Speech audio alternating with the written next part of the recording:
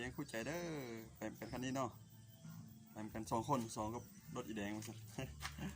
ไปสิเวทกันลองเบิ่งเอาเป็นมือสมัครเล่นเนาะบัดกับเจ้าเป็นมืออาชีพไปถามกันเบิ่งเนาะเป็นยังไงกับเจ้าได้หลายบ่หรือบ่ได้เนาะนี่จะเป็นข้าวอยู่หน้าบ้านเลยเนาะให้ทุ่งนาบ่งามสุดท้ายจะเป็นหญ้าเนาะงามหลายคน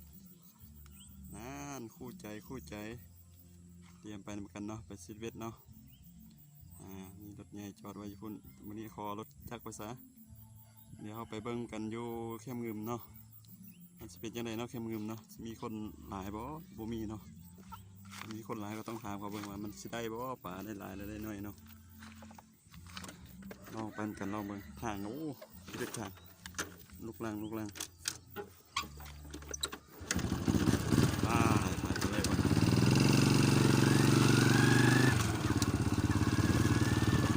เส้นทางเนาะ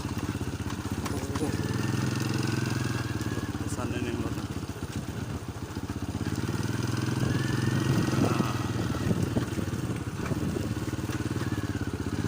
มีว่านลาดควายเนาะเดี๋ยวว่ามุนว่าไปซิดเวทเองเนาะไปซิดเวทไปเบิ่งกันไปจะได้แค่หนึ่งโอ้เส้นทางขนาดเส้นทางเบิ่งสภาพเส้นทางลงเป็นขั้นเลยอ๋อลุยนี่คือปกติเนาะลงทางเดียวปกติทางแดง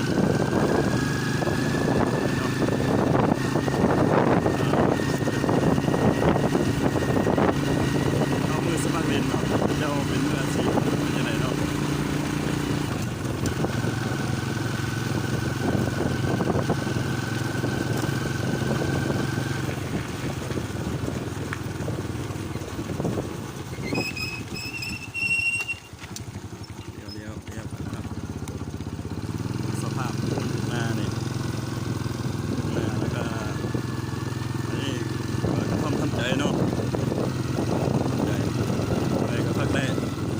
แดดร้อนกับพักสบาย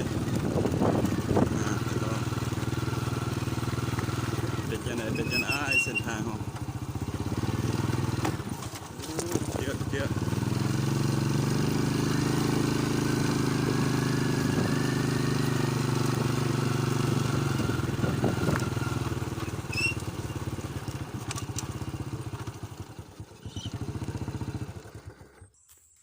มาฮอดกลางทุ่งนาปะนี่จะได้สภาพเส้นทางสุดยอดแต่ว่าเข้างามเนาะเข้างามดีกว่าไปต่อมาดูสภาพเส้นทางโอ้โหขับรถมือเดียวเยอะนี่จำเป็นเนาะถ้าพายุกินตอนจะได้ปลามาก็ต้องลงขึ้นเลย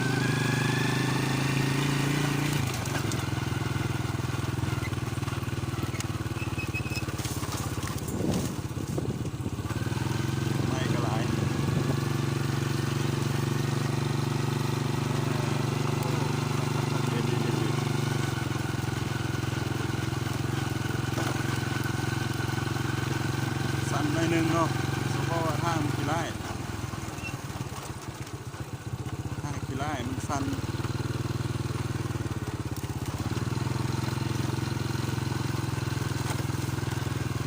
หรือว่าโจ๊ะสั้นนี่ก่อนเนาะเอาไปตัดต่ออยู่น้ำเงินต่อเลยซะเป็นทางขี้ไล่พวกในมันสิล่มเนาะ